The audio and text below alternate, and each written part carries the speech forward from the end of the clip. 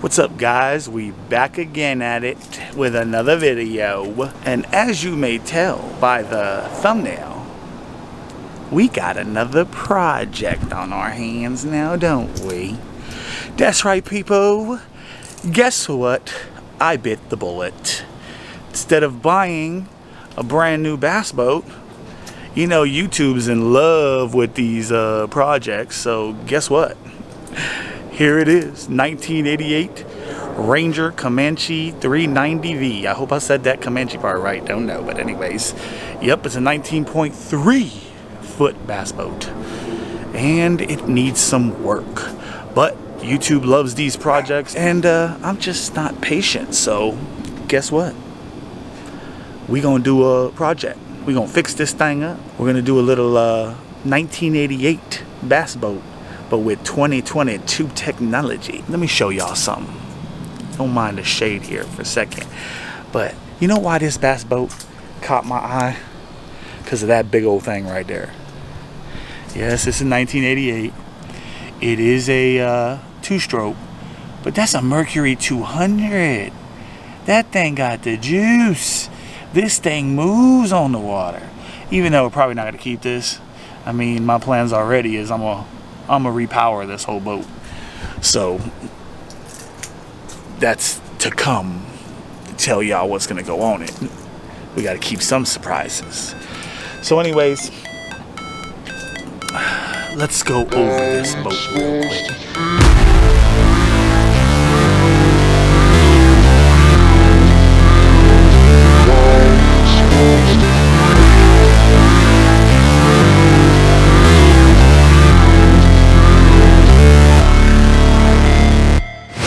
Never break, always fight, never quit, do it right, play the game, win it life, have no shame, there's no time, feel the pain, live the grind, I could change, in my mind, pick a lane, commit and climb, the only way to win it life. I never miss, that's fact, taking big swings, jam to the bat, put me in the ring, you'll go out in a bag, cause I sing what I mean and I bring it to the mad light. Ain't got time to kill, I got time to feel, I took the red pill, I know life's short so I wanna live real, but how's it supposed to feel?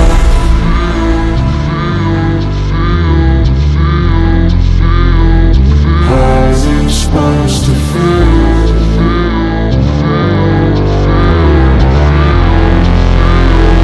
How's it supposed to feel?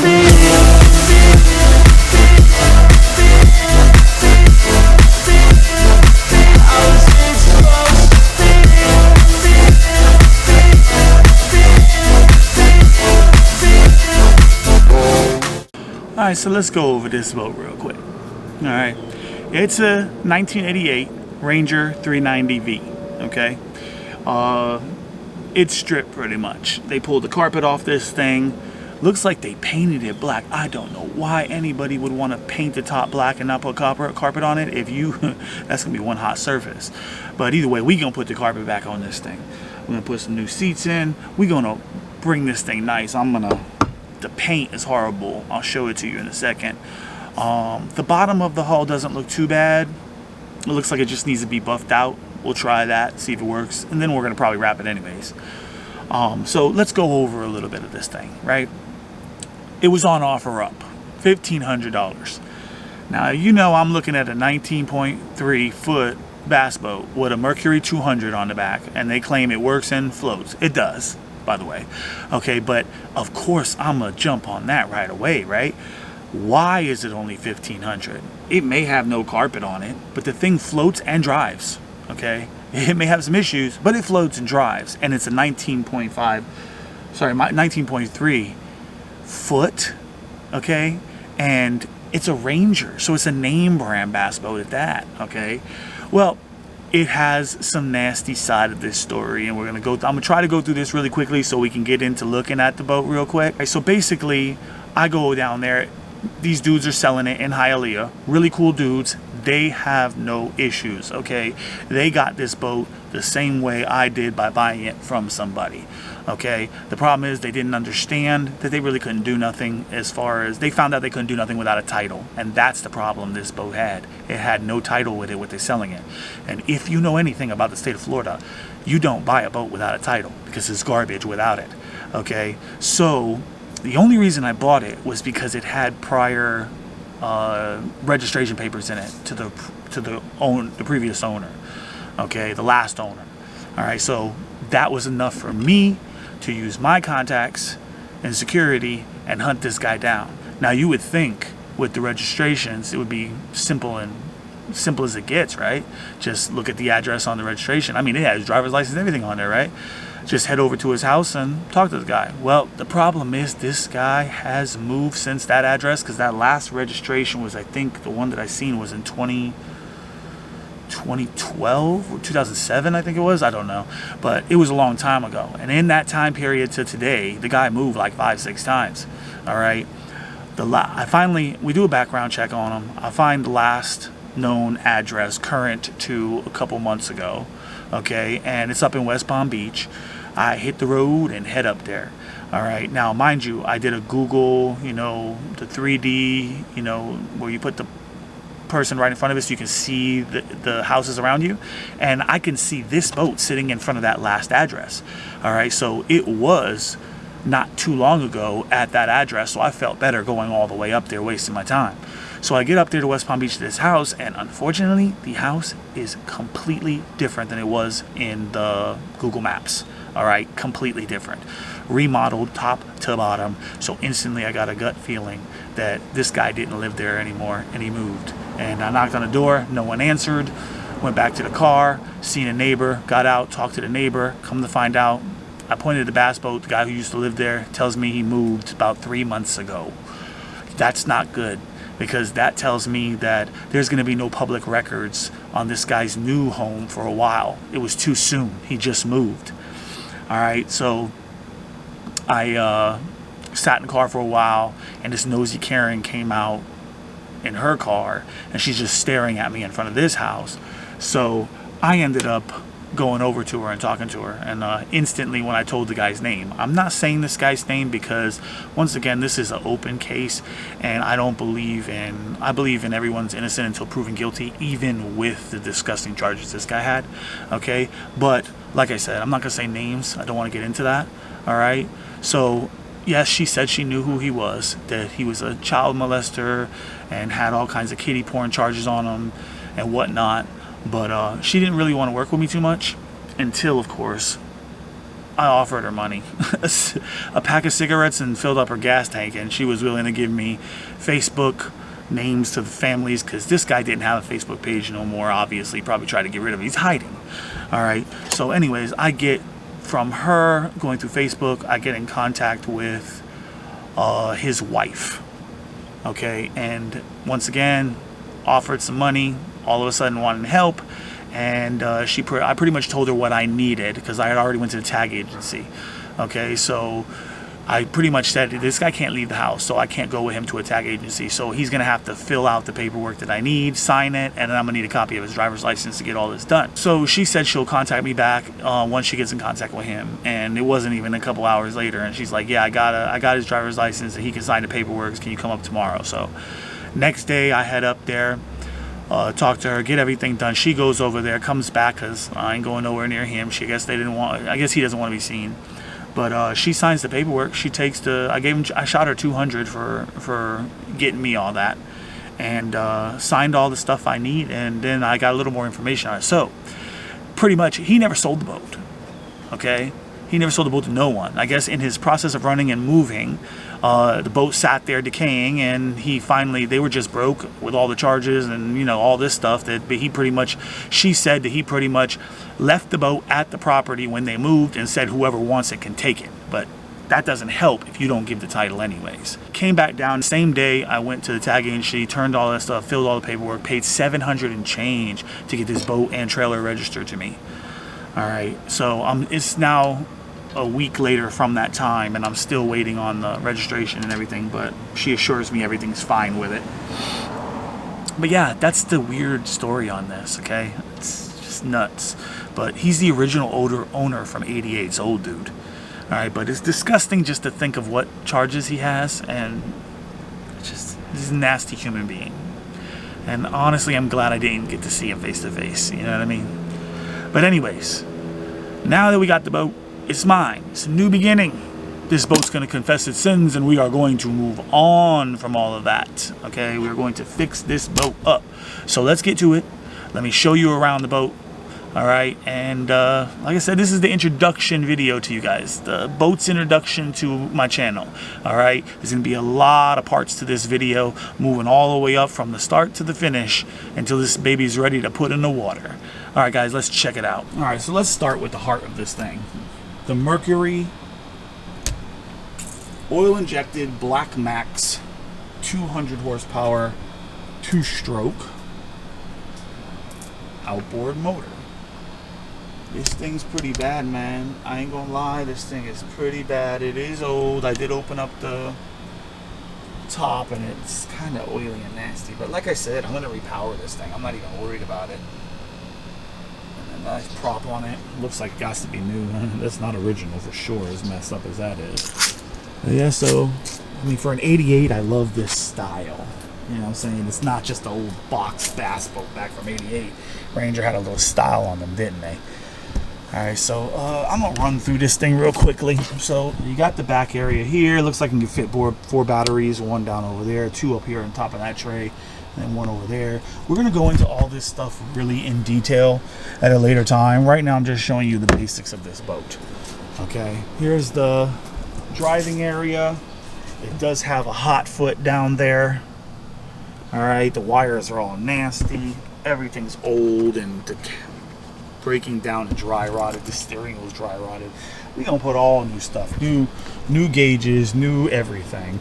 All this stuff's coming off. And as you can see, if you can look at this paint, the clear coat, the clear gel coat on this thing is like coming off bad. This is gonna take a lot of sanding. Alright, like I said, the bottom, there's a lot of oxidation on the bottom, but I'm pretty sure a good, you know, compound and polish, it'll be good. The top is just gone. So from here all the way around and inside of the boat, as you can see, because the clear coat is also coming off on the inside. All right, I'm going to re-gel coat myself and put new flake, and then get this thing looking good on the top. The bottom part, I'm just gonna, like I said, I'm going to buff it nice and shiny again, and then it'll be ready for a wrap, which I'll put on it. So the bottom part will be wrapped. The top part's gonna get sanded completely down. There's some spider cracks, as you can see, like right here. I don't know if you can see that on camera. There, see that crack right there? There's a lot of these all along here. You can see right here. See all that? That's bad. That's a lot of spider cracks in the gel coat. I'm gonna have to Dremel these out and then fill this in with gel coat and sand before I could even think about gel coating the entire boat. Alright. Actually, besides the little rust, I mean, I gotta replace these pieces and the little rollers and stuff, but for the most part, and I already looked under it in the back, this trailer is in really good condition. It still has the original fiberglass fender flares that you can step on to get in. I'm gonna, just like the top, I'll redo this with flake, and then I'll probably put on top of here diamond plating in those 2 open areas. So that'll look pretty cool. We're gonna repower with a new motor, and like I said, all new electronics, everything new, up to date, the baddest of the bad. You guys will learn. I just love doing everything over the top. I don't know, this is me.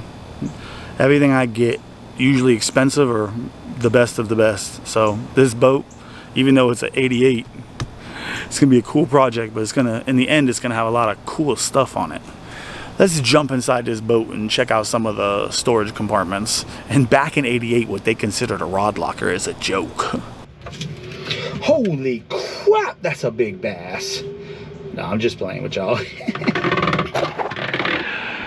That's right, like every other bass boat, we got live wells. 2 to be exact. A little dirty, but yep. They do go pretty far back, so they're nice. And I'm sure we will have to, excuse me, I'm sweating like a pig. But I'm sure we will have to fix all the plumbing and everything. The only thing that's weird about this boat, this is an 88, so they were not up to today's standards when it comes to storage and bass boats, all right? There's a lot of open area that could have been storage. For instance, this is the biggest lower deck that I've seen on a bass boat. All that extra storage and that small upper platform up there for standing and fishing, it's very tiny. I thought about closing this in and extending that platform back, okay, as part of a project. I don't know yet. I'm not going to give an exact yes or no on it. My thing is, I'm just more on time. I want to really get this thing on the water, and that's just another project that's going to take a lot of time. So, like I said, we'll get to that area, but it's back here on the back part of the boat, as I showed y'all before. Back there is the battery box. Over on this side, we have this area. Don't mind the dirtiness; it is a little dirty. All right, but that is a storage area, okay, for tackle, whatever. And on the other side, same thing. Another one, a little dirty, but same nice size storage on this side. Then you have, like I said, like I showed you, you have the 2 live wells. All right, here and here. Now, this is where it gets weird. I don't understand this at all. Okay, when you look at the, I don't know what it was I looked at. I think it was some of the brochures that I'll show you that I did already download online, and you know, Ranger talking about this. This area they're calling a second storage for fishing poles, your rods. Okay, I don't see it. Okay, even their largest portion of a lard rocker on this boat is still too tiny. But check this out and you tell me if this could fit any rod you know of. Maybe a 2-piece. All right, here it is. It's right behind the seat because the seats are there. All right, right behind the seat right here. This long space. That's what I call it, just a space of some sort. I don't even know what I'm going to put in there. I guess put some dividers and can put some things in there. I don't know. But they're calling this like a second storage for, could be used for rods. I don't know any rods unless you're breaking the rods down to 2 pieces, and I don't use 2 pieces, so I just don't see that. All right, now we have the seat area. That's the fiberglass underneath piece, okay? Those are the seats that I tore off already. Those plastic, ugly looking things. Okay, that was the originals from '88. They didn't look like that because they had some covering on them. On certain sections, they were half covered and half plastic. But those are some garbage seats, man. Definitely not going back on this thing. But I'm gonna put. My idea is to put a big seat there.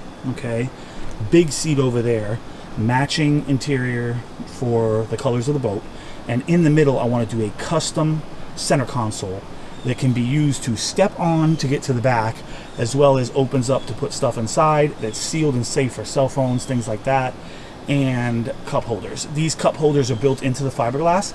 I'm going to chop those, re-fiberglass this thing because it's cracked in a lot of spots, re-fiberglass this thing, okay, take out those poles and those cup holders, and then do the custom console in the middle. Could have some, you know, USB, wireless charging for the phones, all that stuff. Like I said, this is going to be 2022 updated. The console, all old stuff, old gauges, everything old. Big old, what is that?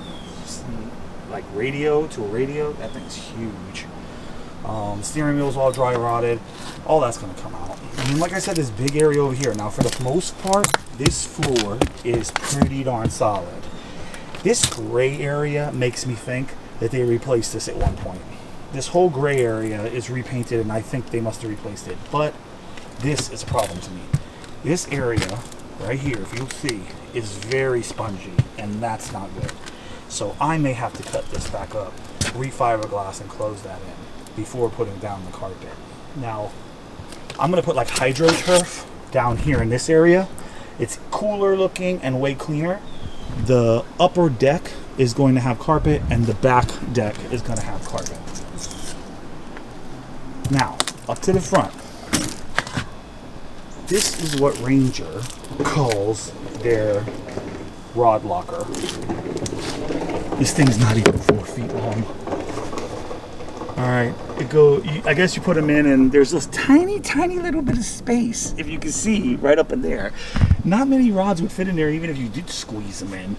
But this is not going to end up being rod. It's going to be more storage for me. And then you got this last little bitty area right here that has some space for storage. That's all the storage compartment, guys. There's not much here. It's an 88. But like I said, I have to figure out what I'm doing, figure out the project. When I figure it out, I'll let you guys know. But like I said, this video is the introduction to the bass boat, another project.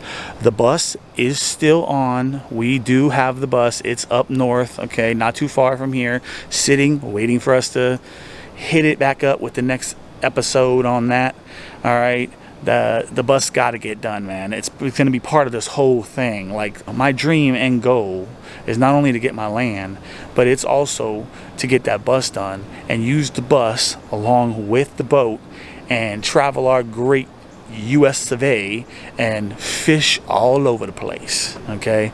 But until then, we got our YouTube channel up and running, and you guys, the best thing you can do for me, man, is just subscribe to the channel if you haven't already. Like this video for me, please, and don't forget to hit the bell icon so you guys get notified when I post an updated video on the next part of this boat project. All right, guys, in the meantime, in between time, stay cool, fish on, and I'll see you in the next one.